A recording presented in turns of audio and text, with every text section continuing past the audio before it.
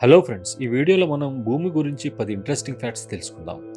వీడియోని స్టార్ట్ చేసే ముందు ఛానల్ని సబ్స్క్రైబ్ చేసి వీడియోని లైక్ అండ్ షేర్ చేయండి. మీ లైక్లు, షేర్లు, కామెంట్లు ఈ ఛానల్ గ్రోత్కి చాలా అవసరం.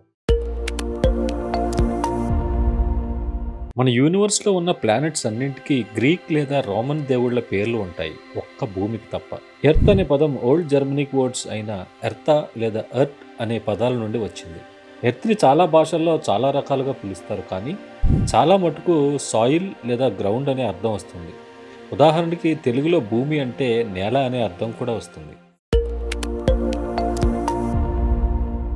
ఒకానొక కాలంలో ప్రజలు ఈ భూమి గుండ్రంగా కాదు, ఫ్లాట్గా ఉంటుంది, అలా చివరి వరకు వెళ్ళగలిగితే అక్కడి నుండి కింద పడిపోతాం అని అనుకునేవాళ్ళు. అనుకోవటం ఏంటి, నమ్మేవాళ్ళు కూడా. భూమి ఫ్లాట్గా కాదు, గుండ్రంగా ఉంది అనే వాదన 6th సెంచరీ బీసీలో ఒక గ్రీక్ ఫిలాసఫర్ రాశాడు. దానికంటే కొన్ని వందల సంవత్సరాల క్రితమే మన హిందూ సాంప్రదాయంలో ఇది ఉంది. 6th సెంచరీ తర్వాత భూమి గుండ్రంగా ఉంది అన్న సంగతి అందరూ ఆమోదించారు. కొన్ని మతాలు, కల్చర్స్ ఈ భూమి ఫ్లాట్గా ఉందని చాలా కాలం వరకు నమ్ముతూనే వచ్చారు. ఇది మిడిల్ ఏజ్ వచ్చే వరకు కొనసాగింది. ఇప్పటికీ అమెరికా లాంటి దేశంలో కూడా భూమి ఫ్లాట్గానే ఉంది అని వాదించే వాళ్ళు ఉన్నారు. వారి వీడియోలు యూట్యూబ్లో చూడవచ్చు. భూమి ఫ్లాట్గా ఉంది అనే నమ్మకం ఎలా ఉండేదో అలానే ఈ యూనివర్స్లో భూమి సెంటర్గా ఉంది అని కూడా నమ్మేవారు. దీన్ని జియోసెంట్రిక్ మోడల్ అని అంటారు. భూమి మీద నుంచుని చూస్తే ఇది నిజమే ఏమో అని అనిపిస్తుంది. సూర్యుడు, చంద్రుడు, ఇంకా మనం చూడగలిగిన ప్లానెట్స్, నక్షత్రాలు మన భూమి చుట్టూ తిరుగుతున్నట్టు ఉంటుంది. 16th సెంచరీ వచ్చే వరకు అదే అనుకునేవారు. తర్వాత కాలంలో తెలిసింది సూర్యుడు ఈ యూనివర్స్ మధ్యలో ఉంటాడు, సూర్యుడి చుట్టూ ఈ గ్రహాలు తిరుగుతున్నాయని. దీన్ని హెలియోసెంట్రిక్ మోడల్ అని అంటారు. భూమి తన చుట్టూ తాను కంప్లీట్గా ఒకసారి తిరగటానికి 24 గంటలు అంటే ఒక రోజు పడుతుందని మనందరికీ తెలుసు. కానీ కరెక్ట్గా చెప్పాలి అంటే ఒకసారి రౌండ్గా తిరగటానికి 23 గంటల 56 నిమిషాల 4 సెకండ్లు మాత్రమే పడుతుంది. దీన్ని సైడ్రల్ డే అని పిలుస్తారు. అయితే ఒక రోజును ఇలా క్యాలిక్యులేట్ చేయరు. ఒక రోజుని భూమి సూర్యుడి చుట్టూ తిరుగుతూ తన చుట్టూ తాను ఆ పాయింట్ వరకు వచ్చేంత వరకు పట్టే సమయం, అంటే ఉదాహరణకి ఈ పాయింట్లో ఉన్న భూమి ఒక రౌండ్ తిరగటానికి 23 గంటల 56 నిమిషాలు పడుతుంది. భూమి తన చుట్టూ తాను ఒకసారి తిరిగేసరికి దాని పొజిషన్ ఇక్కడ ఉంటుంది. ఒక రోజు కంప్లీట్ అవ్వాలి అంటే అది ఈ పాయింట్ వచ్చే వరకు రొటేట్ అవ్వాలి. దానికి 24 గంటలు పడుతుంది.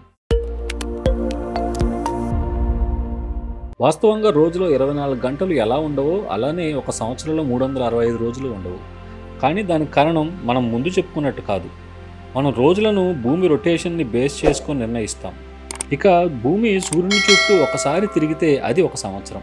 ప్రాబ్లం ఇక్కడే ఉంది. డే అండ్ నైట్ సైకిల్కి సంవత్సరానికి ఎటువంటి సంబంధం లేదు, కానీ సంవత్సరాలని దీన్ని బేస్ చేసుకునే నిర్ణయిస్తారు. దాని కారణంగా ఒక సంవత్సరంలో 365.2425 డేస్ ఉంటాయి. ఇక్కడే మనకి లీప్ ఇయర్ పాత్ర అవసరం అవుతుంది. ప్రతి 4 సంవత్సరాలకు ఒకసారి ఒక రోజుని ఫిబ్రవరి నెలకు యాడ్ చేస్తారు. దాని కారణంగా భూమి తన చుట్టూ తాను తిరుగుతూ సూర్యుని చుట్టూ ఒకసారి తిరిగితే సమయం కొద్దిగా ఓవర్లాప్ అవుతుంది. ఇవన్నీ ఎందుకు, మన హిందూ క్యాలెండర్ వాడితే సరిపోతుందేమో. ఏది ఏమైనా ఇంగ్లీష్ క్యాలెండర్లో లీప్ ఇయర్ లేకపోతే చలికాలం ఎండాకాలంగాను, ఎండాకాలం వర్షాకాలంగాను కన్ఫ్యూజ్ అయ్యే అవకాశం ఎక్కువగా ఉంటుంది. భూమి మీద నివసించే ప్రతి జీవికి నీళ్లు చాలా అవసరం. కానీ భూమి మీద నీరు ఎలా పుట్టింది అనే దానికి సరైన కారణాలు క్లియర్గా లేవు. ముఖ్యంగా ఈ సోలార్ సిస్టంలో ఉన్న మిగిలిన గ్రహాల కంటే భూమి మీద ఎక్కువ నీరు ఉంటుంది. జూపిటర్ చుట్టూ తిరిగే మూన్, దీని పేరు యూరోపా. దీని మీద భూమితో పోలిస్తే 2 నీరుండొచ్చు, కానీ ఇది భూమి చుట్టూ తిరిగే మూన్ కన్నా చిన్నది. దీనిపై ఉండే సముద్రం మొత్తం ఐస్తో కప్పబడి ఉంటుంది. ఈ ఐస్ కింద జీవులు ఉండవచ్చు అంటున్నారు సైంటిస్టులు. ఈ విశ్వంలో జీవం చాలా సమృద్ధిగా ఉండొచ్చు, ఉండకపోవచ్చు, కానీ ఈ భూమి మీద ప్రతి చోట ఉంటుంది. మంచులో, ఎడారిలో, సముద్రంలో ప్రతి చోట జీవం మనుగడ సాగిస్తూనే ఉంది. ఈ భూమి మీద నివసించే మనుషుల కన్నా ఒక స్పూన్ మట్టిలో ఎక్కువ లివింగ్ ఆర్గానిజమ్స్ ఉంటాయి. మన కళ్ళకి అవి కనపడవు. కనబడితే ఎలా షాక్ అవుతామో అలానే ఇక్కడ ఉండే ప్రతి ఇసుక రేణుకి 10,000 నక్షత్రాలు ఈ విశ్వంలో ఉంటాయి.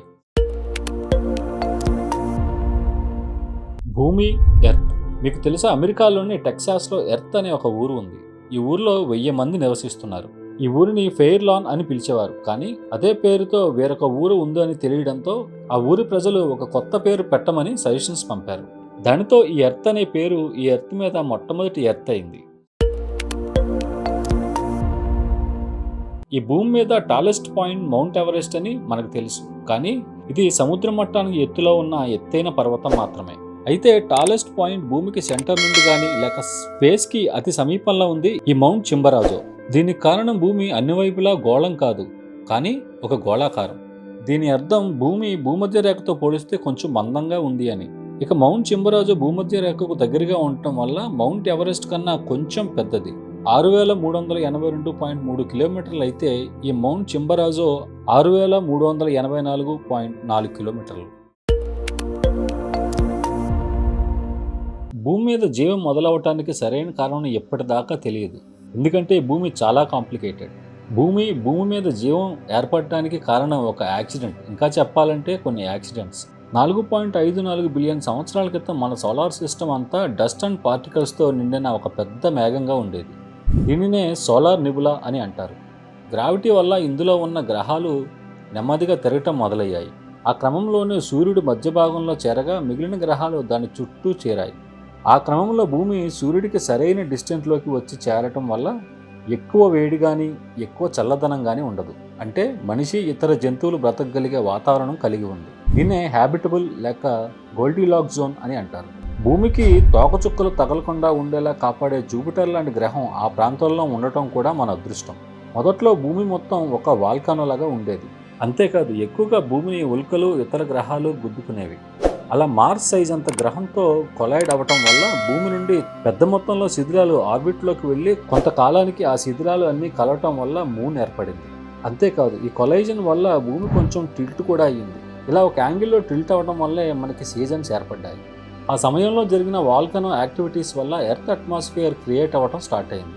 అక్కడి నుండి తోకచుక్కల వలన భూమి మీదకు వచ్చిన మంచు కరిగి భూమి చల్లబడింది. భూమి యొక్క క్రస్ట్ సముద్రాలు ఏర్పడ్డాయి. దాదాపు 3.8 బిలియన్ సంవత్సరాల క్రితం జీవం బ్రతకడానికి అనుకూలమైనంతగా చల్లబడింది ఈ భూమి. 2 బిలియన్ సంవత్సరాల క్రితం ఫోటోసింథటిక్ లైఫ్ మొదలైంది. దానితో జీవులకు అవసరమైన ఆక్సిజన్ రావటం మొదలైంది. భూమి మీద లైఫ్ రావడానికి ఇదే సరైన కారణం అని చెప్పలేము, కానీ ఎర్త్ మీద లైఫ్ మొదలవ్వాలి అంటే చాలా జరిగి ఉండాలి. మనం ఇప్పటిదాకా చర్చించుకున్న కారణాలన్నీ ఇలా జరిగి ఉండొచ్చు అనే అంచనా మాత్రమే. ఈ వీడియో మీకు నచ్చినట్టయితే లైక్ చేసి షేర్ చేయండి. మీ అభిప్రాయాన్ని కమెంట్ చేయటం మర్చిపోవద్దు. Thanks for watching.